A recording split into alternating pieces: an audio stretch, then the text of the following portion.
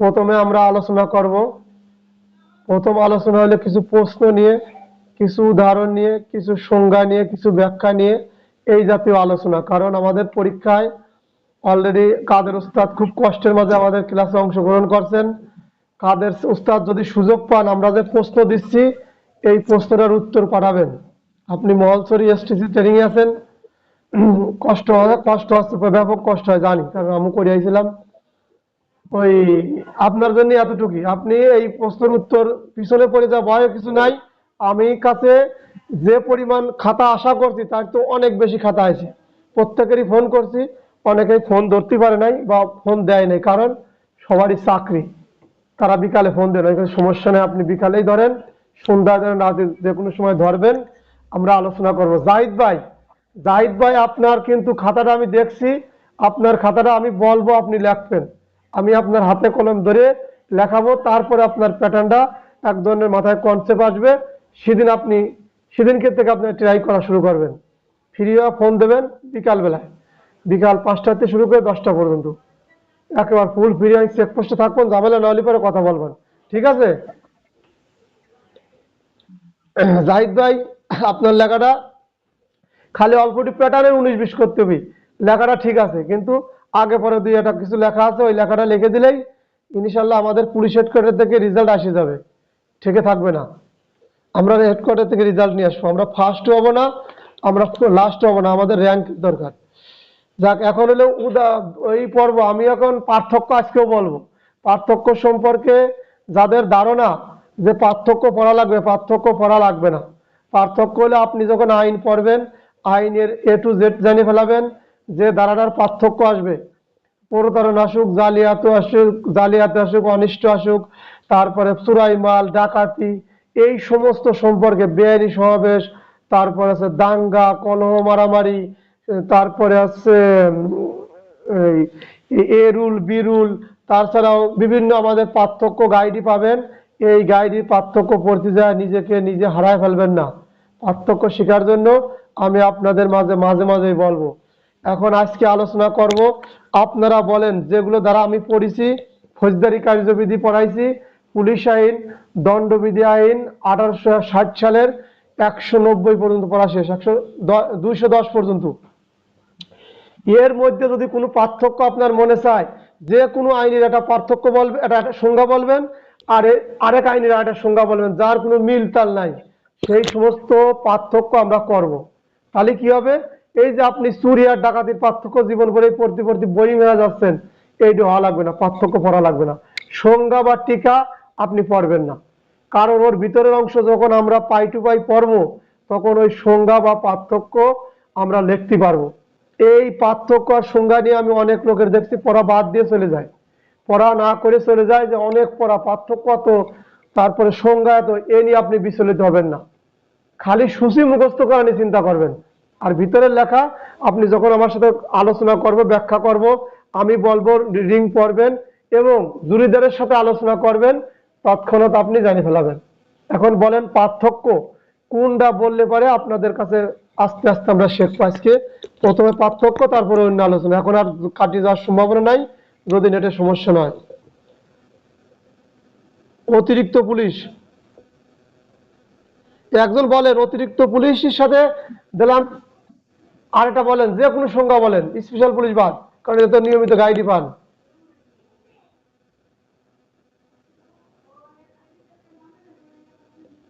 বোঝেন নাই?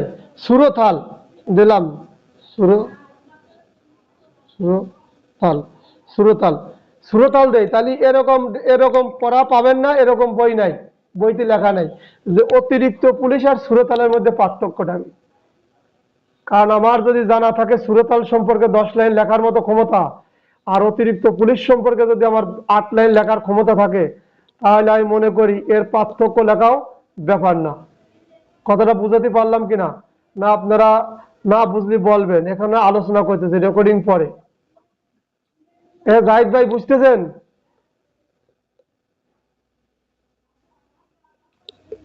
যাক, জয়, কথাটা ক্লিয়ার বোঝা যাচ্ছে যে আমি কি বলতে চাচ্ছি আপনার? তাহলে এখন আসেন অতিরিক্ত পুলিশ কাকে বলে। এখন আমরা আলোচনা করব অতিরিক্ত পুলিশ আর সুরতালের পার্থক্য।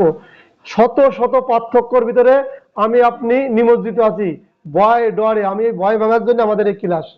পরীক্ষার দিন কিন্তু ওই ভয় ভাঙে আমরা জয় করে নিয়ে আসবো। তাহলে আজকে আমাদের ভয়টা জাহিদ ভাই মিউট করে দেন। জাহিদ ভাই বারবার আসতেছে, মিউট আসছে। তাহলে অতিরিক্ত পুলিশ 1 নম্বরে দিলেন অতিরিক্ত পুলিশ। অতিরিক্ত পুলিশ কাকে বলে? অতিরিক্ত পুলিশ কাকে বলে সেই সংজ্ঞাটা এটা বলেন, জয় বলেন। অতিরিক্ত পুলিশ কাকে বলে? যে কেউ বলেন সংজ্ঞাটা।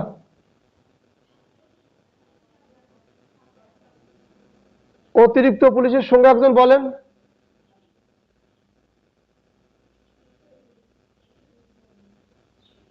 যাক, অতিরিক্ত পুলিশ হচ্ছে নির্দিষ্ট আমাদের যে পুলিশ, আমরা যে সরকারি পুলিশ, এই পুলিশের থেকে যারা অন্য থানা এলাকায় বলেন বলেন।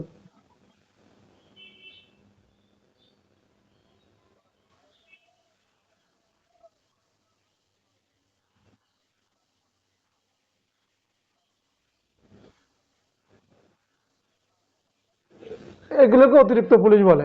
যাক, এখানে আপনি ভয় ভয় তো বলছেন, কারণ এই প্ল্যাটফর্মে সবাই বলতে পারে না। অতিরিক্ত পুলিশ হলে আমরাই, মনে রাখবেন আমরাই পুলিশ। আমরা যখন বিভিন্ন জায়গায় ডিউটি চলে যাই, এই পুলিশটাকে অতিরিক্ত পুলিশ বলে। এইখানে আপনি অন্যভাবে লিখতে পারেন, কোনো ব্যক্তির আবেদন করে রেল কলকারখানা নির্মাণে সরকার প্রয়োজন মনে করলে ম্যাজিস্ট্রেট নির্দেশ দিলে পুলিশ সুপার বা পুলিশের আইজিপি যে পুলিশ মোতায়েন করে তাকে অতিরিক্ত পুলিশ বলে। বিভিন্ন স্টাইলে লেখা যায়, ঠিক আছে। এরপরে সুরতাল, কোনো ব্যক্তির পা থেকে মাথা পর্যন্ত তার মৃত্যুর কারণ সম্পর্কে যে প্রতিবেদন তৈরি করে তাকে সুরতাল রিপোর্ট বলে। কথা ক্লিয়ার?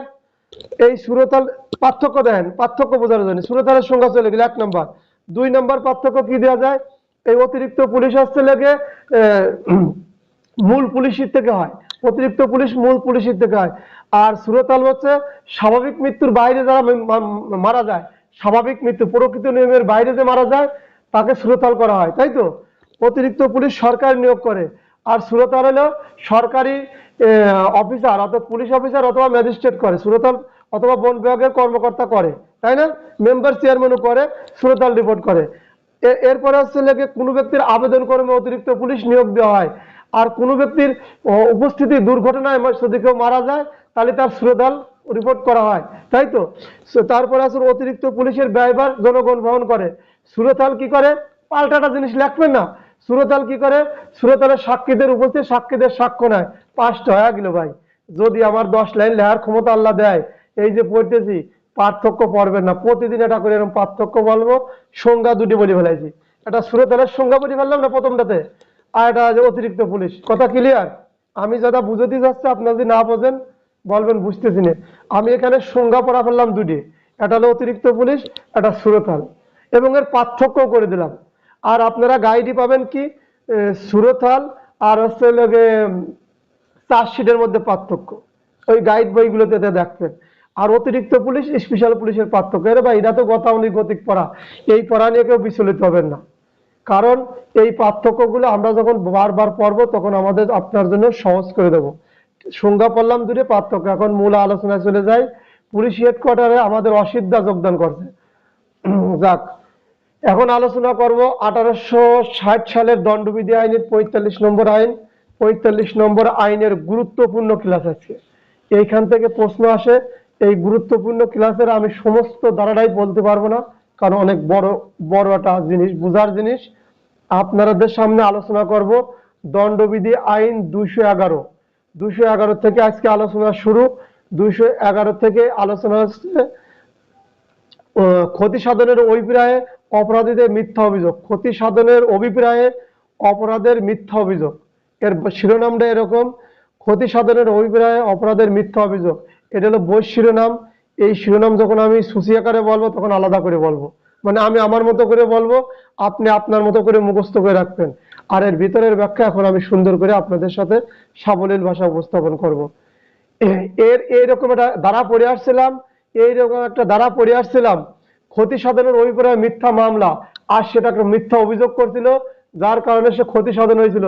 এই ধারাটা কিরা পড়ছেন? এই কিছুদিন আগে পড়ছে, বলেন এই ধারাটা কত? ধন্যবাদ। 182 ধারায় পড়ছিলাম। সেটা হলো ক্ষতি করার জন্য, সেটা কিন্তু মামলা করে নাই। ক্ষতি করার জন্য পুলিশ, আমি আবার 182টা আলোচনা করি এর সাথেই। ক্ষতি সাধনের জন্য আমি জয়ের বাড়িতে পুলিশ পাঠাবো, জয়ের সাথে আমার সম্পর্ক একটু খারাপ, জয়ের ক্ষতি করার জন্য পুলিশ পাঠাবো, ওর বাড়ায় অস্ত্র আছে বা মাদক আছে। এই কথা যে পুলিশের ফোন করে বলছি, পুলিশ দৌড়ে ওর বাসায় যা তছনছ করে ফেলাইছে, ওর মান ইজ্জত গেছে, ওর বাড়ির ইডা ওডা করে ওর ক্ষতি সাধন করছে। কিন্তু আমি এটা অসৎ উদ্দেশ্য করছিলাম, সরকারি কর্মচারী ব্যবহার করে, আইন প্রয়োগকারী সংস্থা ব্যবহার করে হরজতের যে ক্ষতি করছি, এই কাজটা আমি ইচ্ছাকৃত করছিলাম। এর থেকে আমার পার পাওয়ার সুযোগ নাই। এই যে আমি ক্ষতি সাধনের জন্য হরজতের অপরাধ, এই জয়ের সাথে যারা ক্ষতি করার জন্য একটা কাজ করছি, এই অপরাধের দায়ভার আমার, আমার শাস্তি হলো 182। ঠিক সেম কাজটাই আমিও জয়ের বিরুদ্ধে একটা মামলা দায়ের করছি। আমি জয়ের বিরুদ্ধে মামলা দায়ের করছি জয়ের ক্ষতি করার জন্য। জয়ের ক্ষতি করা আসলেই আমি যে মামলাটা করছি এটা মিথ্যা। এটা ক্ষতি করার জন্য করছি, ক্ষতি করার জন্য ওর বিরুদ্ধে ফৌজদারি মামলা করছি, অভিযোগ করছি। এটা আইন কোনো ভিত্তি ছিল না, আইনের কোনো ভিত্তি ছিল না। আমি জেনে শুনে ওর বিরুদ্ধে মিথ্যা অভিযোগ দায়ের করছি। আমি জেনে শুনে মিথ্যা অভিযোগ দায়ের করছি। এই দায়ের হলো ফৌজদারি মামলা করছি, কোর্টে করছি, বা পুলিশের কাছে অভিযোগ করছি, বা কোর্টে মামলা করছি। দুইটা আমি করছি কি করার জন্য? ওই জয়ের ক্ষতি করার জন্য। তাহলে কি করছি? ক্ষতি সাধনে ওইভাবে মিথ্যা মামলা করা। মামলা দুই জায়গা হয়, এটা হচ্ছে আদালতে হয়, এটা হচ্ছে কোর্টে হয়। কোর্টে এক প্রকার মামলা হয়, আদালতে দুই প্রকারের মামলা হয়। জামিনযোগ্য, জামিনের অযোগ্য। ভুল করছে, আমলযোগ্য মামলা হয়, আমলের অযোগ্য মামলা হয়। থানায় শুধু আমলযোগ্য মামলা হয়, তাই না? তাহলে থানায়ও আমি মামলাটা করতে পারি, আদালতেও করতে পারি। কি জন্য করছি? জয়ের ক্ষতি করার জন্য। কিন্তু আমি যে মামলা যে বিষয় নিয়ে করছি, ওই বিষয়টা আসলে আমি জানি মিথ্যা। ওই বিষয়টা আমি জানি কি মিথ্যা, এবং আইনের কোনো ভিত্তি নাই। তারপরও আমি জয়কে ক্ষতি করার জন্য যে মিথ্যা মামলা করছি, এই অপরাধের কারণে আমার শাস্তি হলো 211 দ্বারা। আমার শাস্তি 211 দ্বারা। আমি জয়ের নামে যখন মামলা দায়ের করে ফেলবো, তখন আমার শাস্তি হচ্ছে 211 দ্বারা, মিথ্যা এবং ক্ষতি করার জন্য। এই মামলাটা জয়ের ক্ষতি। আর যদি কোনো অভিযোগ করে জয়ের বাসায় লোক পাঠায় হয়রানি করাই, তাহলে হলে 182 দ্বারা। এই 182 আর 211 বুঝে পড়বেন, বুঝার আছে। যখন মামলা রুজু হয়ে যাবে, যখন মামলা রুজু হবে ক্ষতি করার উদ্দেশ্যে, সেই ক্ষেত্রে হবে 211। সেই ক্ষেত্রে হবে 211। মানুষ বন্ধুত্ব সম্পর্ক থাকে, এই বন্ধুত্ব থাকাকালীন কোনো এক সময় ফাটল ধরতে পারে। এই ফাটলের কারণে ওই জয়ের সাথে আমার ভালো সম্পর্কই ছিল, কিন্তু ফাটল ধরার কারণে মনে মনে সালাম একটা ক্ষতি করে দেই। ক্ষতিটা হলে কিরকম? প্রশ্ন খেয়াল করবেন। রিজাউল নামক ব্যক্তি তার বন্ধু জয়কে ক্ষতি করার জন্য, তার হয়রানি করার জন্য পুলিশে অন্য কোনো ব্যক্তি দ্বারা তার ক্ষতি করার জন্য একটা করলো, মানে পরিকল্পনা করলো, বা একটা অভিযোগ করলো, তো সংবাদ দিল। সেই সংবাদের ভিত্তিতে পুলিশ অফিসার জয়ের বাসায় যা করলো, তল্লাশি করলো, কিন্তু কোনো কিছু পায় নাই। পরবর্তী পুলিশ অফিসার জানতে পারছে যে এই রিজাউল নামক ব্যক্তি জয়কে ক্ষতি করার জন্য মিথ্যা সংবাদ দিয়ে, মিথ্যা তথ্য দিয়ে এই হয়রানি করাইছে। এই রিজাউল করিম মাপ পাবে না। রিজাউল করিম 182 দ্বারা শাস্তি ভোগ করা লাগবে। এই হয়রানি করার জন্য, ক্ষতি করার জন্য ইচ্ছাকৃতভাবে এই কাজগুলো করা হয়, ইচ্ছাকৃতভাবে। আর 211-তে কি বলছে? সেম কাজে আমি ক্ষতি সাধনের অভিপ্রায়ে মিথ্যা অভিযোগ করছি, থানায় করছি, অথবা আদালতে মামলা দায়ের করছি, ফৌজদারি মামলা দায়ের করছি, যেটাকে ফৌজদারি মামলা বলে। মামলা দুই প্রকার, একটা হচ্ছে দেওয়ানি মামলা, একটা ফৌজদারি মামলা। দেওয়ানি মামলা হচ্ছে আমাদের বিষয় নিয়ে আলোচনা করার কিছু নাই, জায়গা জমি সংক্রান্ত বিষয়। ফৌজদারি মামলা বাকি সব, এতটুকুই।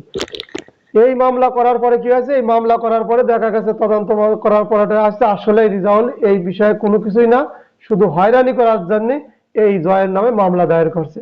অতএব রিজাউল মামলা করার অপরাধে 211 ধারায় দণ্ডিত হবে। এই মামলা করা যদি আবার নর্মাল মামলা হয়, তাহলে 2 বছরের সাজা হয়। আর এটা যদি যাবজ্জীবন বা মৃত্যুদণ্ড, ক্ষয়ক্ষতি করার জন্য যদি ওর নামে আমি মামলা দায়ের করতাম জয়ের নামে, সেই ক্ষেত্রে শাস্তির পরিমাণ 7 বছর হয়। এই শাস্তি আপনারা পড়া লাগবে না, আমি এমনি বললাম আর কি।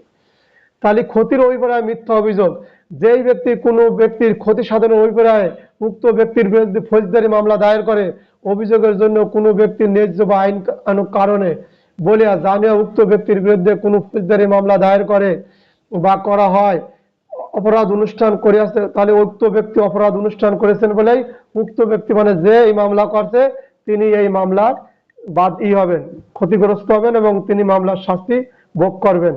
এরপরে চলে আসেন 212 আশ্রয় দান। 212 আশ্রয় দান।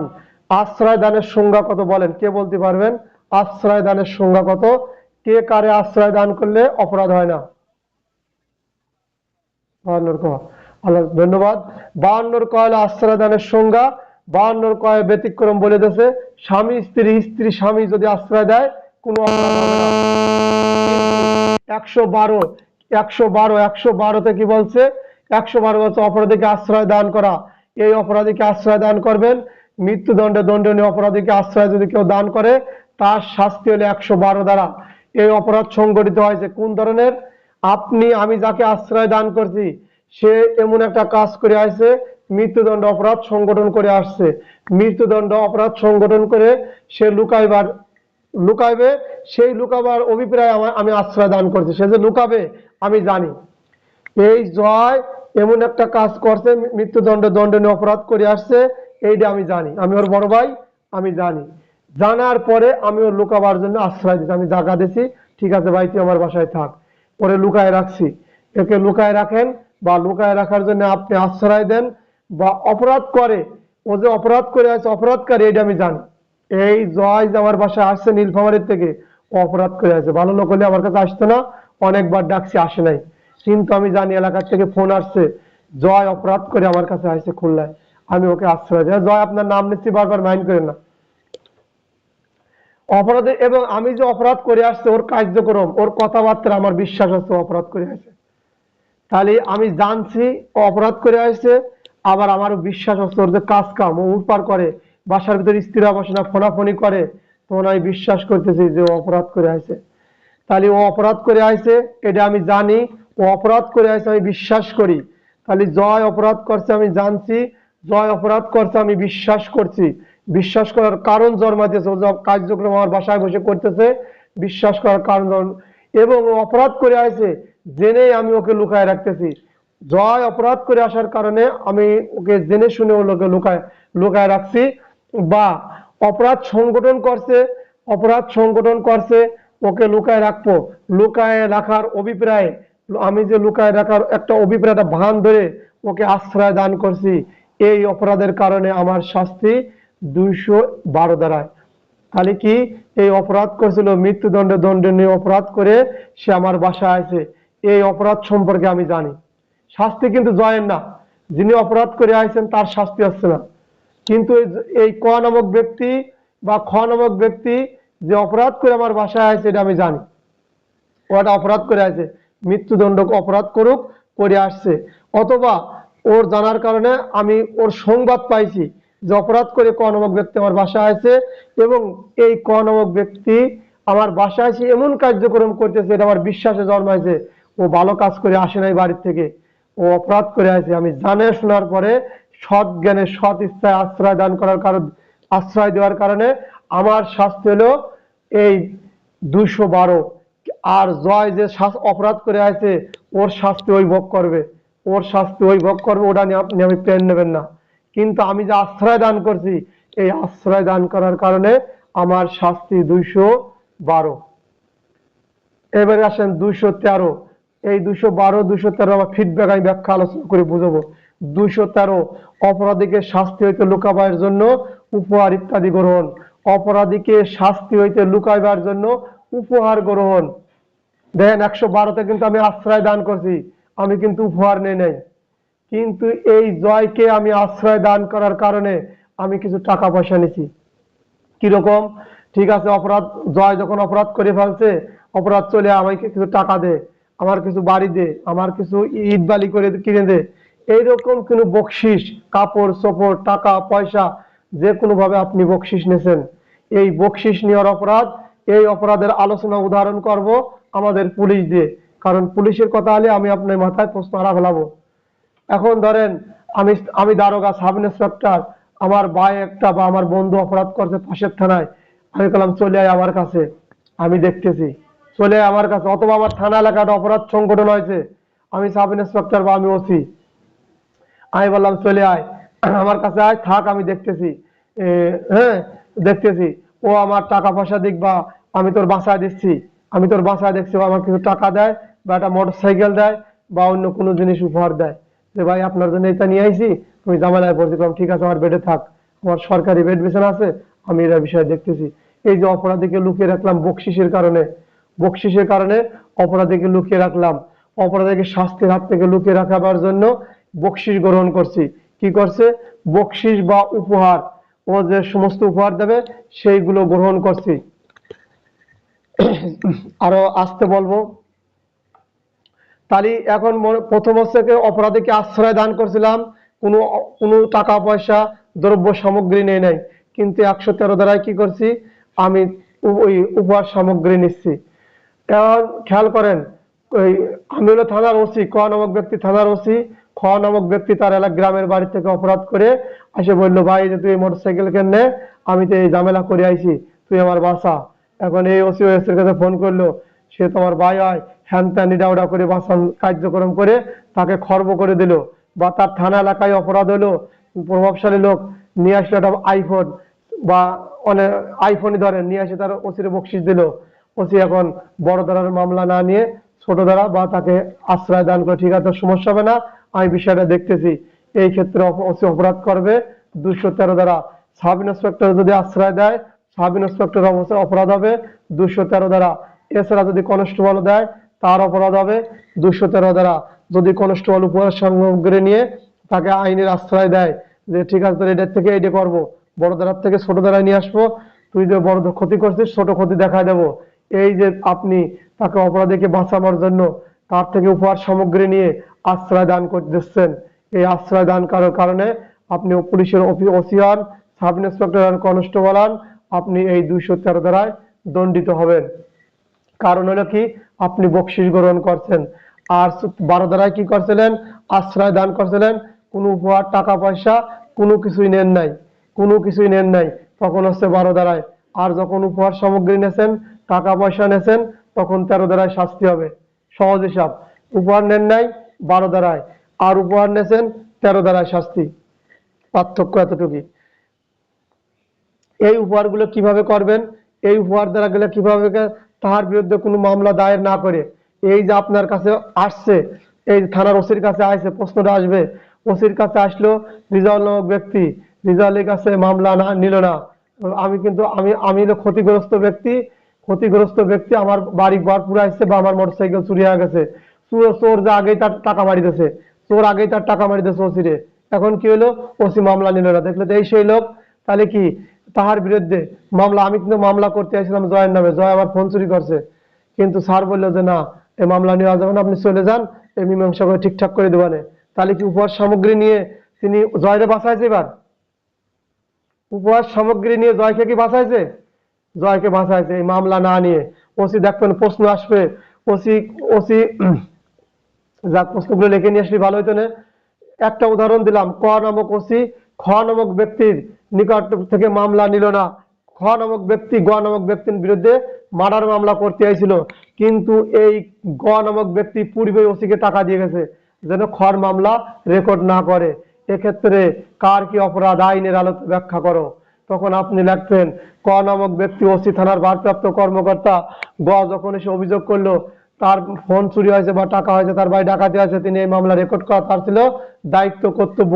তিনি তার মামলা রেকর্ড না করে অপরাধীকে আইনের আশ্রয় দেওয়ায় তিনি এবং উপহার গ্রহণ করায় তিনি দণ্ডবিধি আইন 1860 সালের 213 নম্বর ধারায় অপরাধী হলেন। উনি ওসি আছে, তাই কি আছে, আইনের বিরুদ্ধে কেউ নাই। ঠিক আছে, তাহলে প্রথম হচ্ছে তার বিরুদ্ধে মামলা দায়ের না করা, তিনি মামলা নেন নাই। এছাড়া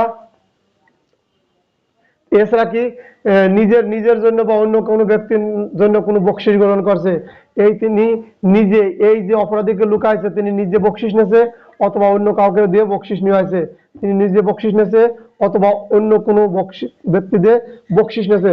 সম্পত্তি ক্ষতিপূরণ গ্রহণ করা, সম্পত্তি যে ক্ষতি হয়েছে এই ক্ষতির থেকে তিনি এই এই ইটা গ্রহণ করছেন, এই উপহার গ্রহণ করছেন, অর্জনের উদ্যোগ গ্রহণ করছে, তিনি যে সম্পত্তি আশ্রয় দান করছে এর থেকে যিনি উদ্যোগ গ্রহণ করছে, উদ্যোগ গ্রহণ করলেও অপরাধ হবে, গ্রহণ করিবার সম্মত হয়েছে ঠিক আছে, তুমি উপহার দিবা, তোমাকে আমি আশ্রয় দিলাম, পরে দিবা, কি এই সম্মতি পরে দিও। সম্মতি দান করলেও অপরাধ হবে। তাহলে এই অপরাধীকে আশ্রয় দান করার জন্য যে উপহার সামগ্রী সরাসরি নিলে অপরাধ, সম্মতি দিলে অপরাধ, উদ্যোগ নেছেন, এটা নেওয়ার উদ্যোগ করছেন, এতেও আপনার অপরাধ। সম্পত্তির ক্ষতি করবেন, এটাও আপনার অপরাধ। আপনি তার বিরুদ্ধে মামলা নেন নাই, এটাও আপনার অপরাধ। ক্লাস বড় হোক, প্রশ্ন এখান থেকে আসবে। এই 1 ঘন্টার ক্লাস নিয়ে বিচলিত হবেন না। আপনি জানতেছেন কিনা, আপনার জীবন থেকে হাজারো কষ্ট দূর করে পদোন্নতি পাবেন, এই উদ্দেশ্যে আমরা ক্লাস করা। এরপরে আসেন 214, এখান থেকে প্রশ্ন আসে, আজ যে করে দ্বারা পড়াবো প্রশ্ন আসে, এই জন্য ক্লাস বড় হয় হোক, কিছু মাইন্ড করবেন না। এরপরে 214, অপরাধীকে বাঁচাবার বিনিময় উপহার ও সম্পত্তি সত্তার পুনঃপ্রতিষ্ঠিত প্রস্তাব গ্রহণ করা। অপরাধীকে বাঁচাবার বিনিময় উপহার অথবা সম্পত্তি সত্তার পুনঃপ্রতিষ্ঠা প্রস্তাব গ্রহণ করা, এটা বুঝেছেন? বোঝেন নাই? 214-তে বলছে, তাহলে হেডলাইন পড়লাম। 214-তে বাংলা অর্থ বলছে, এই যে আমার এলাকায় যখন এই যে আমরা পুলিশ টুলিশ যায় না, একজন অপরাধ করে না, অপরাধ করে মারামারি করে, করার পরে দেখুন গ্রামে মাতুব্বর থাকে, মরল থাকে, সমাজে প্রতিষ্ঠিত লোক থাকে, তখন তারা বলে কি যে এই পুলিশ আইছে, ঠিক আছে আমরা মীমাংসা করবেন, স্যার আপনারা চলে যান, এই যে আপনারা কিছু নিয়ে টিয়ে চলে যান, আপনারা কিছু নিয়ে চলে যান, আমরা ব্যবস্থা করো, আমরা মিলেমিশে সমাজের লোকজন একটা ঠিকঠাক করে নেবেন। প্রস্তাব দেয় না? প্রস্তাব দেয়। এই রকম যে প্রস্তাব দেয়, এই প্রস্তাব যে দেশে উপহার উপহার বা সম্পত্তির সত্তা পুনঃপ্রতিষ্ঠা করার জন্য এই ব্যক্তির শাস্তি। তাহলে অপরাধীকে বাঁচাবার বিনিময়ে, যে অপরাধ করছে, একজন ডাকাত করছে বা চুরি করছে বা মার্ডার করছে, এখন বললো যে আমাদের এলাকারই ঝামেলা আমরা সমাধান করে নেব, স্যার আপনারা চলে যান। উনি নিজে প্রস্তাব করছে, মেম্বার চেয়ারম্যান এলাকার করতে পারে, অথবা গণ্যমান্য ব্যক্তি করতে পারে, অথবা উনি অন্য কোনো ব্যক্তির মারফতেও এই পুলিশের নিকটে প্রস্তাব করতে পারে যে আমরা সমাধান করে নেব। এই যে প্রস্তাব যে লোকটা করলো, এই যে উপহার দেওয়ার জন্য যে স্যারে কিছু টাকা পয়সা নেন বা কিছু বকশিস নেন, স্যারের ডাব খাওয়া, স্যারেরা অনেক দূর থেকে থানাতে আসে, স্যারের ডাব খাওয়া, এই যে তোমার আমার ডাব খাওয়াইতেছে, এই যে মীমাংসা করে নেবেন, এটা সমাধান করে নেবেন, এই যে আপনি উপহার গেলেন বা সম্পত্তি নেন নাই, কিন্তু আপনার প্রস্তাব দেশে, এই যে লোক প্রস্তাব দেশে, তার অপরাধ। এই অপরাধ কিন্তু সংগঠন হয় নাই। এখন বলেন দণ্ডবিধি আইনি এরকম 3টে ধারা পড়ে ফেলাইছি, যে মুখ দিয়ে কথা বললে অপরাধ, কিটা বলতে পারবেন? 3টে ধারা পড়া হয়ে গেছে। বলেন কেউ যদি বলতে পারেন।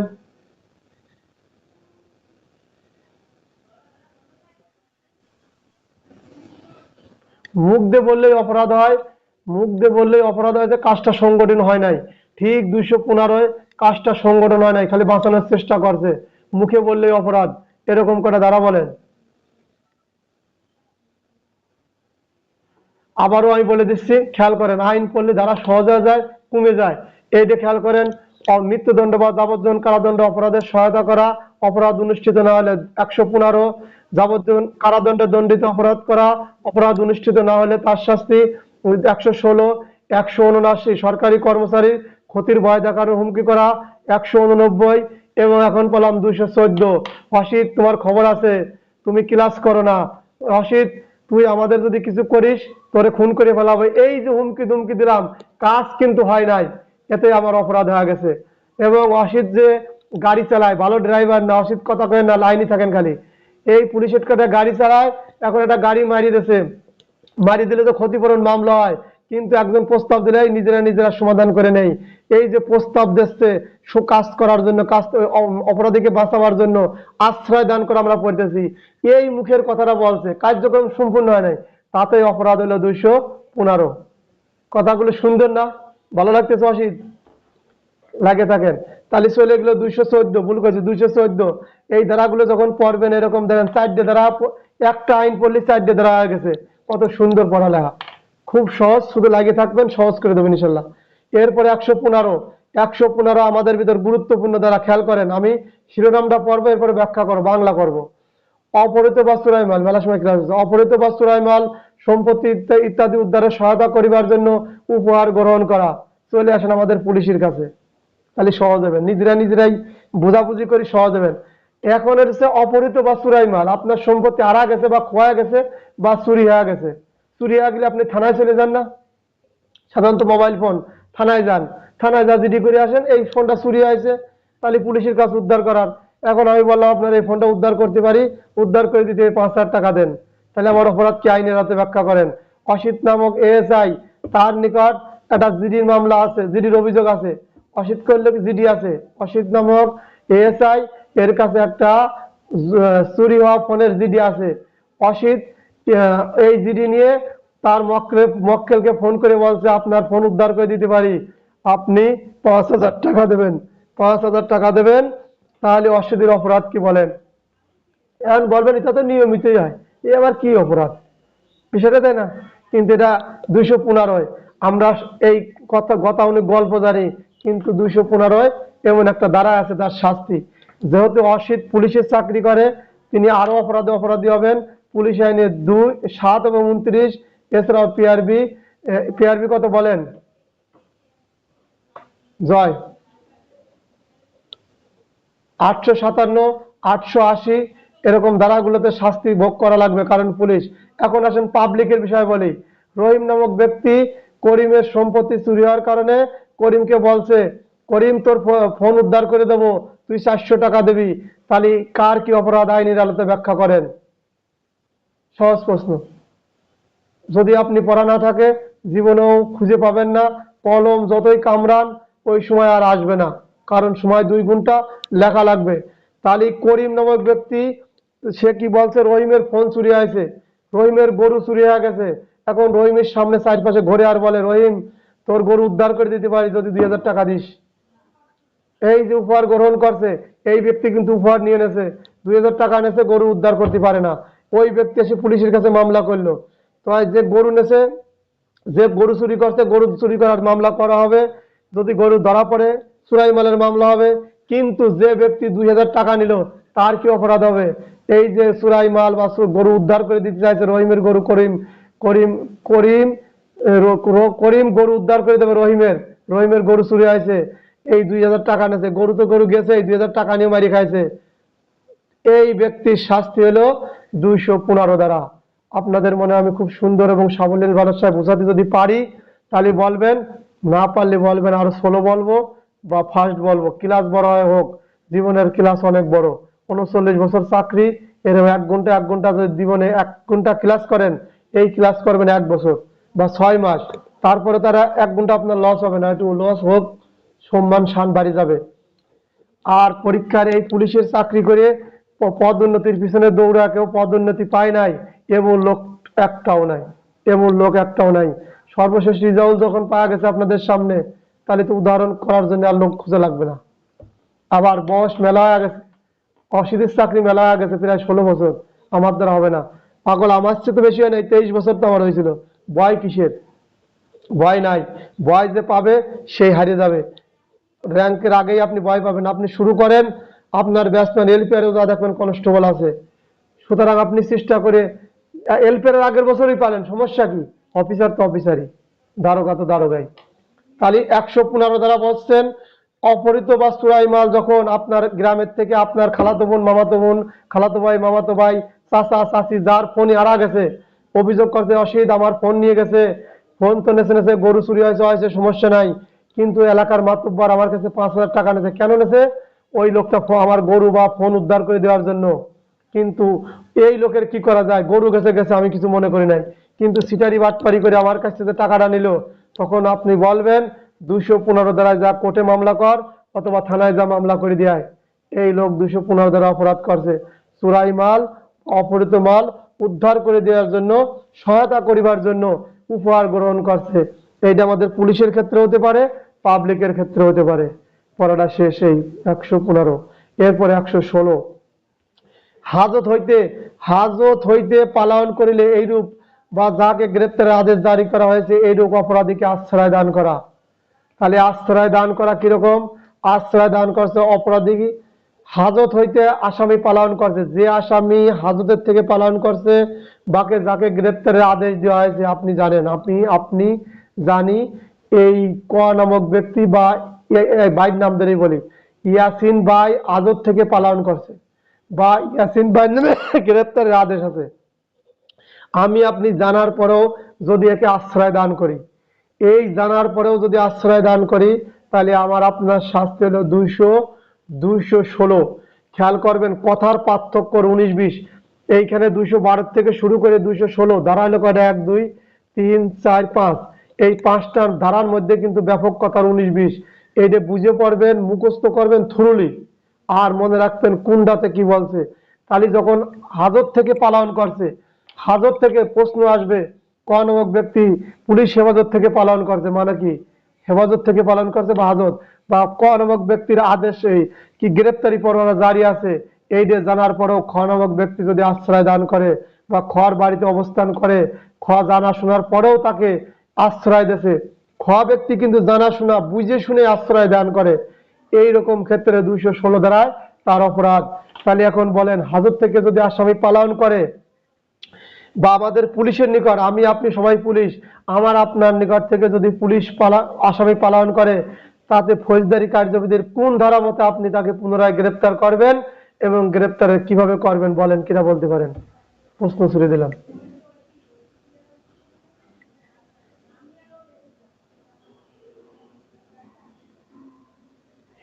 আপনার হেফাজত থেকে যদি আসামি পালায়ন করে, পরবর্তী কি কি পদক্ষেপ করবেন? আপনি কোন ধারায় পড়ে আসছিলেন সিআরপিসির বলেন?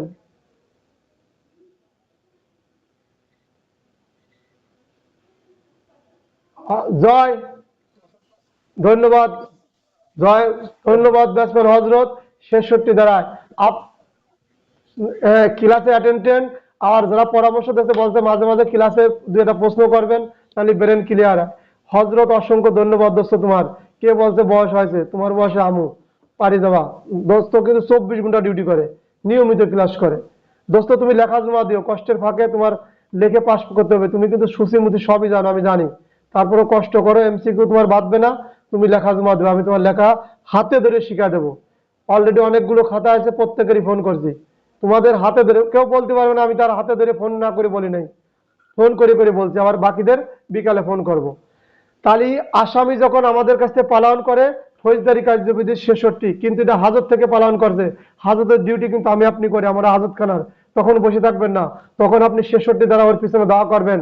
দাওয়া করার দ্বারা 68 দ্বারা যখন কোনো গৃহে, কোনো বাসগৃহে, কোনো তাঁবু জাহাজে প্রবেশ করবে, তখন ফৌজদারি কার্যবিধির 47 48 দ্বারা বিধান অনুসারে আপনি তাকে পুনরায় গ্রেপ্তার করবেন। আর এই গ্রেপ্তার আদেশ জারি করা আছে এই সমস্ত ব্যক্তিদের।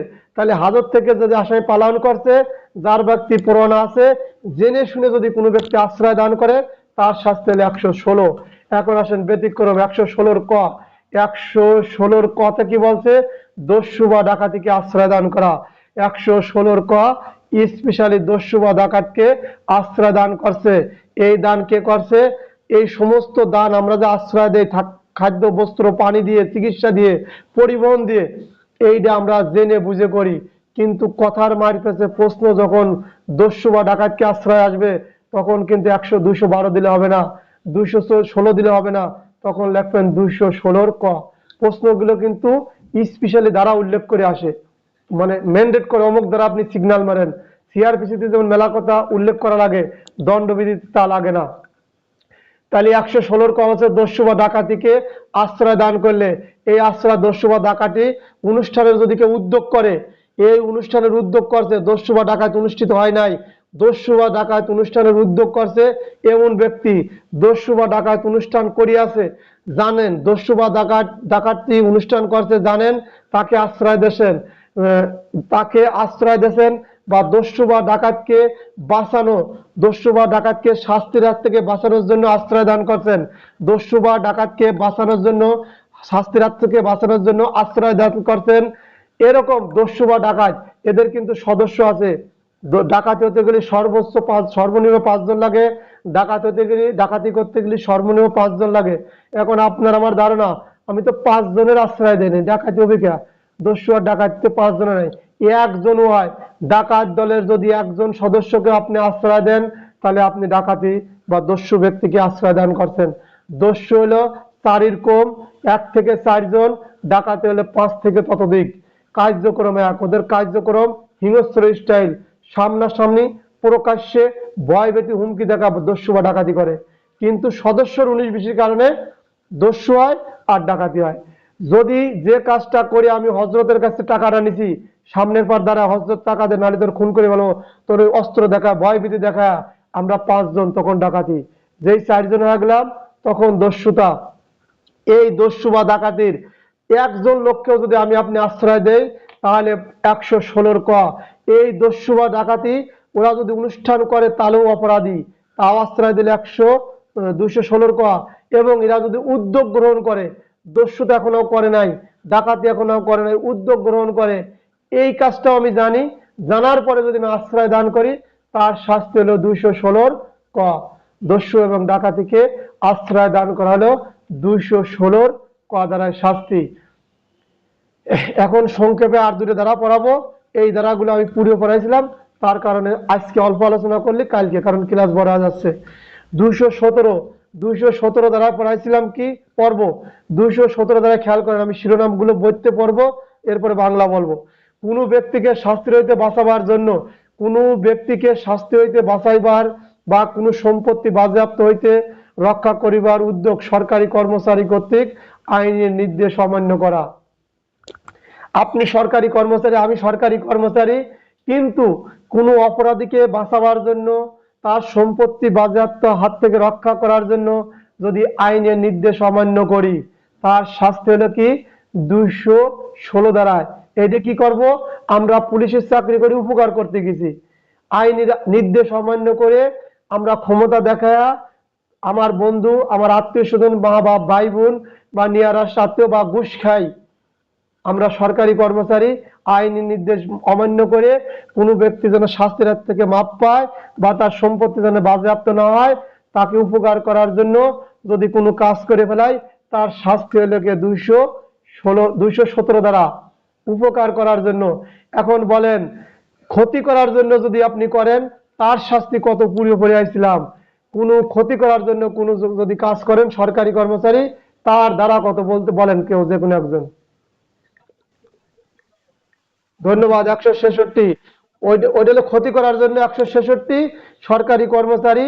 অপর কোনো ব্যক্তি ক্ষতি করার জন্য যদি কোনো আইনের নির্দেশ অমান্য করি, তার শাস্তি হলো 166।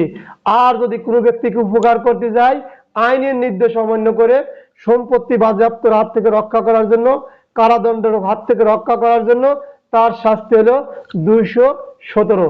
এই 217 আর এই 166 একসাথে লিখবেন, একটাও বাদ দেবেন না।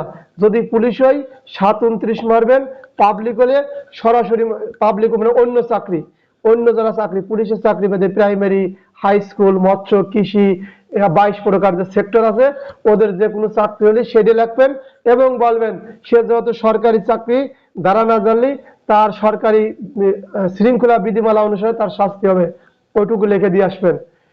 এরপরে আসেন 218 কি বলছে, সেম একই জাতীয় কথা, খেয়াল করবেন।